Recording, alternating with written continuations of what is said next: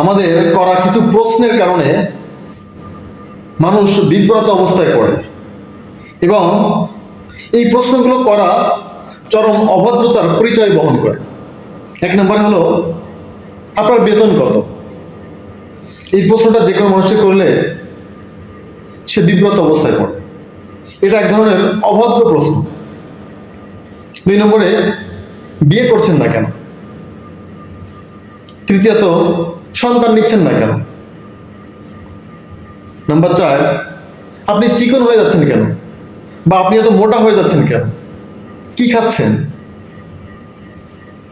5 নম্বরে, আপনার ডিভোর্স হলো কেন? বা আপনার বিচ্ছেদ হয়ে গেল কেন?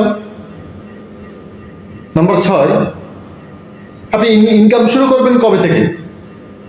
আর কতদিন এভাবে বেকার হয়ে বসে থাকবেন? এই প্রশ্নগুলো চরম অভদ্রতার পরিচয় বহন করে।